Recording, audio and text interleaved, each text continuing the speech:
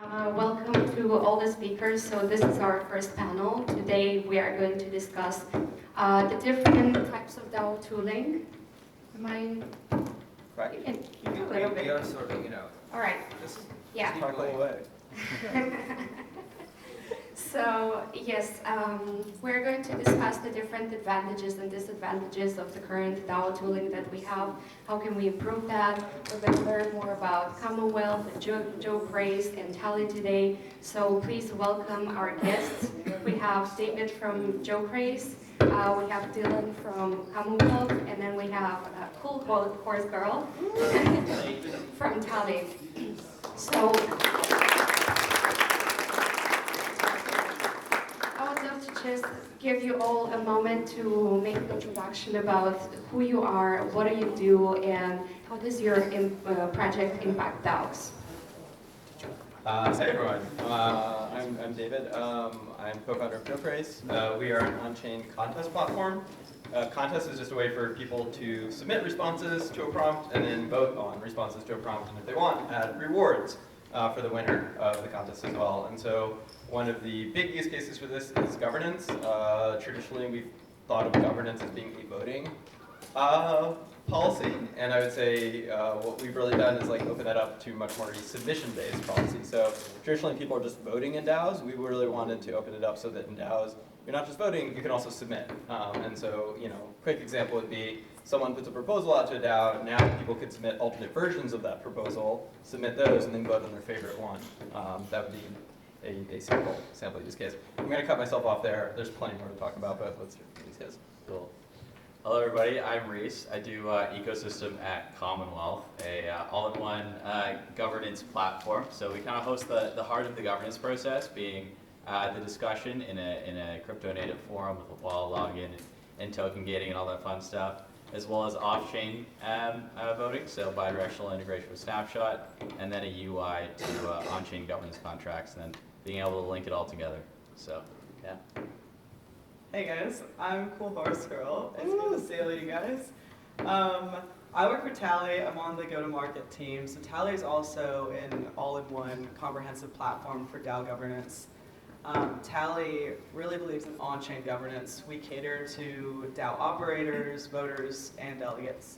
So on Tally, you can do pretty much everything when it is with DAO governance, and that proves in our majority, I guess, stakeholding of proposals. Like upwards of 80% of proposals on-chain happen on Tally, excluding nouns. They're on site, right? But yeah, Tally's all in one. It's gonna be cool to talk about, especially how we can all like work together. There's a lot of DAO tools out there, and some get heavier use for one use case and others. But I think the end is really a working together situation. I just want to recognize that I accidentally messed up his name. I'm sorry, embarrassing, but we move on. So my first question is, we just had a talk from Gitcoin where we saw a lot of disadvantages that come with the current aspects of decentralization. So my first question is, why do you think it's important for us to keep fighting for decentralization? And generally, why is this such an important aspect of governance? It's not. Why not? Well, it depends what you mean by decentralization. Because if we're talking about token-based voting, that's plutocracy. That's the opposite of decentralization.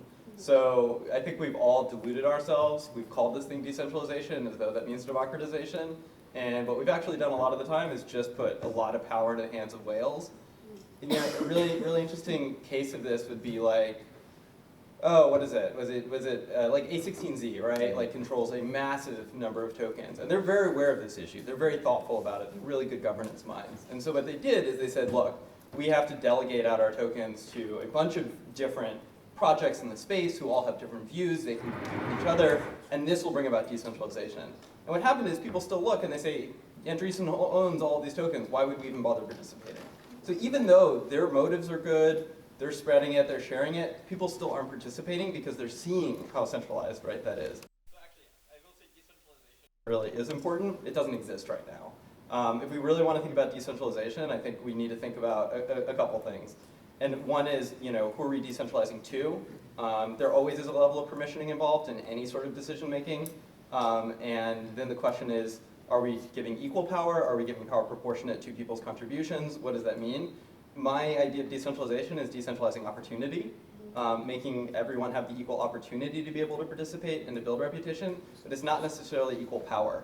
I think being able to give power to the people who actually have contributed and are experts in the field and are spending the time making those decisions, you don't necessarily want any rando token holder making a financial decision for your treasury either. And so I think we're caught between a rock and a hard place, where on the one hand, we have so much centralization towards the rich whales, but then on the other hand, if we let any random person vote, that's not necessarily going to work either. So it's really about building reputation tools is fundamentally, I think, the thing that we really need if we want to think about what decentralization can actually mean in terms of decentralizing opportunity for anybody to be able to get involved. Yeah, fully agree with the reputation there. We definitely want to encourage more governance models to be experimented with. And I think what I've seen on when projects are closer to that fully decentralized state, there is a couple problems that do arise, some new set of problems. So in Cosmos, for example, I'd say that there are some chains that are kind of more decentralized, and we run into issues like voter fatigue. So there's a full set of other problems that do need to happen when we do get closer to decentralization. Hello. I'll build on what they're saying. Decentralization is extremely important in governance, even if it's not fully there yet in a lot of the space. I'd encourage everyone to look at John Charbonneau on Twitter. He's like a governance thought leader, and he makes some really good points about these levels of decentralization that are both feasible and probably wise to do. So one thing is he talks about proof of governance versus proof of authority. So when David's saying there's different, everything has to be permissioned to some degree, right? At least now. So he talks about how sort of often DAOs have maybe security councils or multi-sigs that control a certain portion of the DAO, or maybe the entire DAO itself. So when those people are just chosen by whatever the foundation or whoever was in the DAO first, or sort of these rank weird ways, that's not decentralized at all. So even though a security council is a form of centralization, John Charbonneau talks about proof of governance, which is at least voting on who's has these permissions. So it sort of goes in that sort of layers. What you're saying also about delegation, the A16Z thing, happens not just at A16Z, but at tons of investment firms across the space. I used to work at IndexCoop, which is an off-chain DAO. They had A16Z delegated, but they delegated to the top dudes in the DAO, right? So it was a completely centralized DAO, even if A16Z had done their best, done their due diligence. But I think it's important to realize we do make great strides in decentralization compared to regular businesses, right? Even I often give an example to my parents of the US government, right? So when you vote in the US elections, you get to basically delegate your vote, Congress, right, at least, to the Democrat or the Republican. In DAOs, at least you can delegate your vote to probably millions of other people. So there's, like I said, layers, but I think we're finding a solution as we go on, I guess. But I just encourage anything you can try or at least be thinking about, then try to decentralize it to some degree, because the easy way out is centralization, and that's why we're stuck with what we're stuck with. I think this is symbolic. Actually, this was really interesting. I want to go back to what David said about reputation. Can you tell us more about how can people build reputation on chain in order to strengthen their position in a DAO? This is a perfect opportunity for me to chill, so thank you. I really appreciate that. So I think about what we're doing with contests, right? And you think, Like project does one that's like, hey, write your best tweet about us, right? Which is not a governance decision, really. I mean, maybe it is. Maybe the DAO picks, what the best tweet was about the DAO. They're getting, right, first a look at who their power users are. Whoever got the most votes is the most popular in the community. That's a form of validation to say these are the meaningful users in our community. If they ever want to do airdrops, access, etc., like that's reputational, reputation building. You imagine like someone runs a hackathon or something, Vitalik votes for you in the hackathon, right?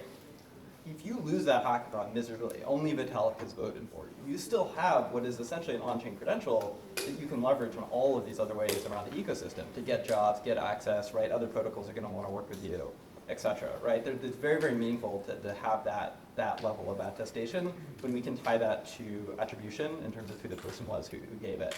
And then you go deeper on that and you start thinking, okay, any sort of form of voting that is out there is a social graph. People are expressing their interests, right, and saying what they're into. So you start seeing that people are voting on the same things over and over again. You can start to extrapolate and say, okay, these people have a lot of shared preferences with each other. Maybe they're never voting on the winner. Maybe their vote doesn't count at all towards who's getting elected or what proposal is passing. But it's actually building a really powerful social graph to say, these people should probably meet each other because they have a lot of shared interests. Maybe they can go form their own sub-DAO. Maybe they should date. Maybe they should go start an NFT collection. Or maybe this one person is really into this one project, the other person is likely to be into that too. Right? And so there's all these ways that, just when you build on chain with that data set, you can start to leverage that to create these kind of graphs to really form better communities. And what's great about this is a flywheel, right? Because like once you're getting all of that data and it's building reputation, then it's also incentivizing people to start participating in these sorts of activities because it's going to win them access to airdrops or future job opportunities or social graphs or a person to date, right, et cetera, off of that. And so then they're going to go back in, and you can even start setting up governance to say, okay, well now instead of giving power to the token holders, let's give it to the people who won the hackathon, because we know that, or everyone Vitalik voted for, because we know those are really powerful builders whose opinion we want in our contest governance decision, et cetera, to be making the decision. None of that is possible off-chain. Yeah, I think this is a problem that DAO tools have been trying to solve is how can we help contributors build an on-chain reputation. I think Tally with delegation is doing a really good job there. I think Show Karma as well with giving the ability to give credentials to people that have participated in DAOs. I think it's kind of up to the DAO contributors and the community managers, participants in the DAO, to use kind of what's out there. There's a lot of stuff out there to empower your community, such as using delegation program, rewarding people for participation on chain. Yeah, there's just a lot of stuff out there. Yeah, I'll keep it short. Don't we wish all dating was on chain so you can see people's history? Anyway, yeah, but all echo Azim when he's talking about when you hire people and you don't really know what their past is, and in crypto you're not often submitting a resume and stuff like that. That's the same with delegates. So yeah, on chain is absolutely important. Tally does a version of that, right? So we have delegate profiles where you can sort of campaign for yourself by saying what your interests are, what your expertises are. And that's where we're at right now. I think this can be totally on-chainified. Tally has an API right now. I think Karma integrates some form of it where you can see which votes delegates made and didn't make, and things like that. So it's important to, I think, keep breaking down this on-chain data where it's not just the high-level things of which DAOs have you ever held tokens in, but which opinions have you sided with on really serious votes. Because as the DAO landscape transforms and becomes even more and more money-moving and important decisions, it's going to be really, really heavy-hitting who you actually delegate to, and who even A16Z ends up delegating to. So. Thank you. All right, and now I want to move on to a question. So I'm pretty sure there's at least one person, at least in this room, who is currently building a DAO or figuring out how to run a DAO or some governance aspect. And we know that we have on-chain tooling, we have off-chain tooling, maybe for communication forums and so on. Can you tell us a bit, and I will address this question first to Tali. Can you tell us a bit the current advantages and disadvantages of both on-chain and off-chain current tools? And how easy are they to use and how accessible do you think they are? Yeah, just before this, David and I were chatting about how we can work together, really. So I think that's like the crux of all this, is that the DAO tooling ecosystem probably won't be a system where one single tool wins and takes the entire majority. Even now we see tools are so entrenched. Tally's one of them, but so is Snapshot and Discourse and various other DAO tools, even Discord like that, right? So I think the key to all this will be integrations. Right now, I like to tell people Tally's so easy to use. It's free. You can set up your DAO in 3 minutes. Seriously. But I think at the end of the day, when people these use cases start getting, like I just said, more and more intense, and you're thinking, what can I use Joke Race for? What can I use Tally for? What might a temperature check be more appropriate for? I think at the end of the day, although we'll put, well, let's see how to say this. I'm a big on-chain maxi, right? So I think these off-chain decisions for really important stuff basically don't count, in my humble opinion, right? But there's still a way to integrate important use cases like that, like in Snapshot, temperature checks. I think those will eventually be an important part of on-chain governance in general, whether that happens distributed throughout the ecosystem or on one platform. Like Azim was just saying, I mean, it's ridiculous the amount of different platforms that you have to use to govern your DAO. So I think at the end of the day, the key is working together and keeping it easy, free, accessible. Thank you. Do you have anything to add? Yeah, I would say, I think a lot of DAOs look at all of the different tools out there and start to think, oh, how can I use this, instead of stepping back and thinking about, what do I want to accomplish? What's like the mission? What are the goals of the DAO? And then kind of figuring out what tools can help achieve those goals and the mission of the DAO. So starting there, and then figuring out what tools can help achieve those goals. Yeah, I think we've actually talked a little bit so far about some of the on-chain benefits. Reputation is a really big one, and your ability to build out a reputation layer is just not something you can do off-chain. It's something you can do on-chain, right, that anyone can leverage, right, in the ways we talked about before. I think that's really big. I think the fact that it's on-chain ratification is really important. Like Eigenlayer used us recently, and part of the reason they used us is because having a neutral, credibly neutral third party that is able to ratify a vote is really important legally. And that third party is not us, it's the blockchain, because we're built on chain. Like, the blockchain is really, really good for showing legal ratification. It's fully verifiable source of trust, right? So I think those are really important. I would also add, I do think ability to financialize is contentious. I think it's important. Anybody who creates a contest through us now is going to make money. We split revenue fees with them for people who submit into that. A lot of the things that people will complain about, well, you have to pay gas fees, right? That's a UX barrier. Bots are going to participate. That's a UX barrier. But these things are actually opportunities. Like, it's 1 cent to vote now on us, usually, on most L2s. Like, that's compared to like $40 on mainnet ETH, a couple of years ago. Like, the fact that people can pay in and maybe they add 9 cents to that or something, now you can actually create financially sustainable DAOs through a governance process itself. That's a huge opportunity, right, to be able to create. You can add rewards, right? You can pay people out. Tully's also, I think, doing this now. Like these are just things that cannot be built off chain, and that's really, really exciting. And the final piece, I think, is really composability. Like, when we're talking about working together, what's beautiful about that is, like, you don't need us both to agree to work together. Only one of us has to say we want to build on the other, and because it's on chain, you can build on top. If we were a platform, if we were off chain, we'd be a platform. Because we're on chain, we're a protocol. Anybody can build on top of us, so the result of a vote triggers an action on chain, on any service, right? If you want to say who should be secretary in our organization, you can build a module and hats for that, and that person automatically gets an NFT and they become secretary of the organization. And you can imagine people building other tools on top of us like that too, right? To fund NFTs or buy them. You make that decision, it automatically happens. Who joins our multi-sig, they're automatically added. Those are all things that can be built on top of us without even asking our permission. And that is really, really exciting to think that when you build on chain, you're always, even when you're building an app, you're building a protocol as well. And you're incentivizing other builders to come and support you, and you're giving them business, and they're giving you business as well. That kind of, I think back and forth, and the opportunity to work together in that permissionless way, it's just game changing for the ecosystem, and it's cheap now in a way that it just never has been before. The barriers we had 2 years ago in doing this are gone. Long live the permissionless and open source.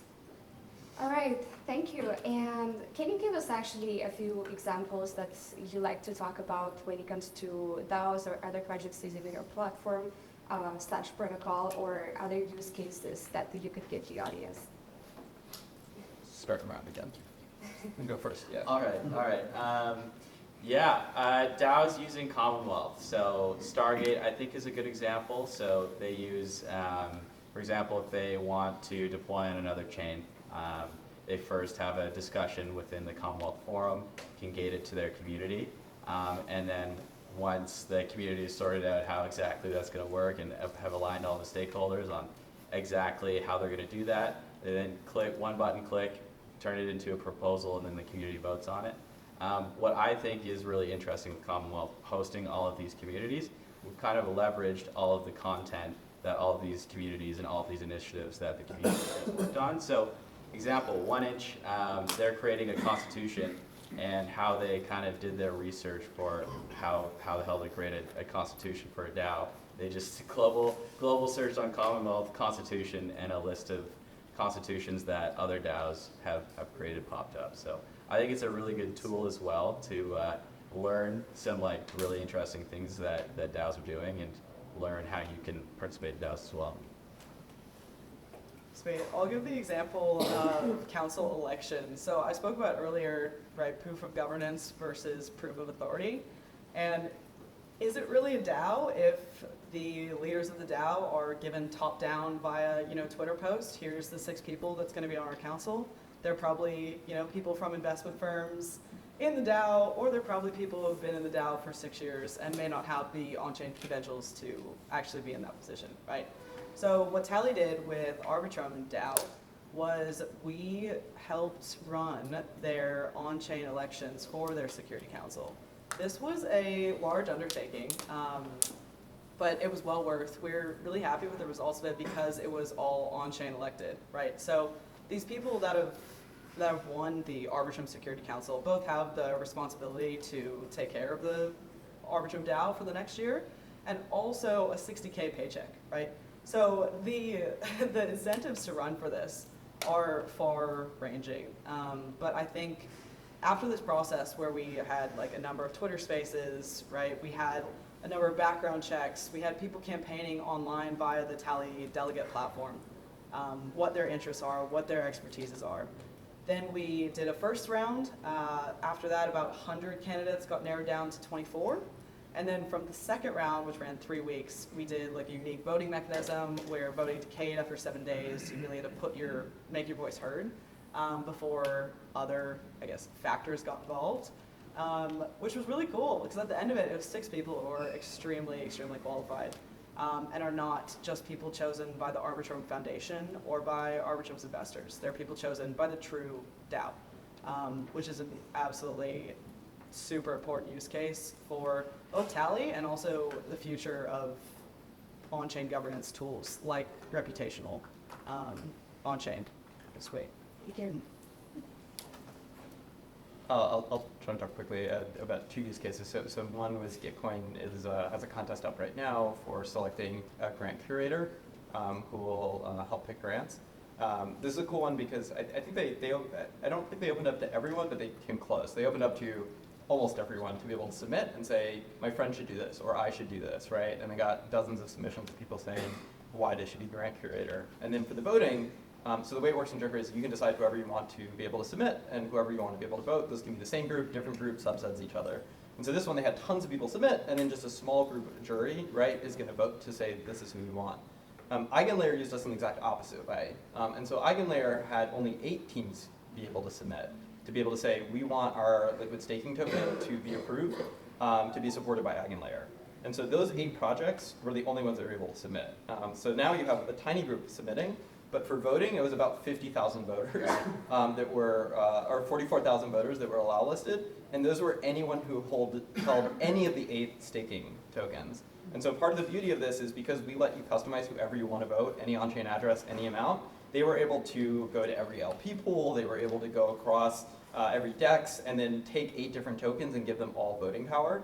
And what's really beautiful about this was the voting power, essentially the team that has the most biggest market cap, the one with the most tokens, should win. They're the ones with the most vote.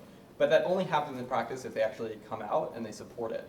And so there's an engagement piece here where EigenLayer is essentially doing almost like a proxy test to see not only who has the most liquidity to provide, but who actually will provide it, who actually is going to be engaged, right, as well, and that's who the winner should be. And so by doing that, they had a very clear winner. It was stake-wise. They got like 29% participation rate, 12,000 voters. It was 3% of Mantle's daily volume, one contest. Doing this, thousands of dollars spent on this. But it was, reason I think it was really exciting, last thought, was like Aaron from Uniswap Foundation wrote this great post being like, traditionally delegates would have made all these decisions and spent weeks and weeks trying to figure out who the best token was. By just doing it in this way, where you open it up to the token holders themselves to decide, there's a very clear winner. And so actually you can get rid of a lot of the delegation process by enabling better governance when you can customize it to actually just be able to see who's going to actually participate without the delegates having to guess that firsthand. Thank you very much. So we are out of time, and Jan is going to kill me, but I still want to see if anybody has a question from the audience, because I feel like this is such a good group over here. Anybody, one quick question? We have 2 questions. Okay, two. So raise your hand. I will give you something what looks like microphone. And you can speak. Nobody? Oh, no questions. There's one there. There's one? Okay. Give me a second. Thank you very much for the speech. It's not a real microphone. Thank you very much for the panel. You touched upon the topic of councils and delegation systems. Do you believe that maybe the sort of DAOs, as we spoken earlier, have many problems with information limitation, water apathy? Do you believe that it's a very good approach to try to solve water apathy by going away from purchasing tokens with money and going to effort-based voting, where token distribution is based on who contributed to the system? Do you see it as a potential future of governance models? Like free tokens, right? Huh? Like free tokens for everyone without any purchasing token sale. Yeah, it's purely effort-based. Like, for example, when a person It's a reputation-based, right? reputation that is based basically if I'm contributing as a builder to the protocol or if I'm contributing to community, then I get a token. I don't have to purchase it and it is account found. Do you see it as a very sound way to proceed with DAOs? Or it's just one of possible ways to solve it for some niche DAOs and not for everyone? Any thoughts? Yeah, I really want to see that experiment be run in DAOs. I really haven't seen many DAOs use reputation-based voting. I think it's really cool. I think it'll be a really difficult system to implement because it's really easy to gamify or just game the system, like Airbot or just farming reputation like people do on Reddit. So I think it's a really difficult problem, but I really want to see it done. And you mentioned councils earlier on in your question. I think I'm iffy on councils because I think in general, when DAOs look to try and increase efficiency, sub-DAOs, councils, they lean towards more centralized solutions. So I'm kind of iffy on that. I think there's some models where councils and sub-DAOs could work, maybe the DAO being a wrapper or backstop for sub-DAOs, but yeah, kind of iffy on councils. And that's why you should stay for the second half, because we will have a panel on the reputation-based governance. Yes. So thank you for the question. One more quick question do we have? Steve, I think, yeah. Seems to me that there is a form of DAO that actually works. They're like ERC20 tokens. They are decentralized, they're autonomous, they operate autonomously, you can see exactly how decentralized they are, and they are organizations in the sense that you have a similar world value and a shared interest in that token. Why the hate for tokens? Why they are not recognized as a DAO that works, and that should be the basis for developing DAOs and thinking about it. I'm giving a presentation on why token voting is here to stay in 3 hours, so I'm with you, dude. Thank you.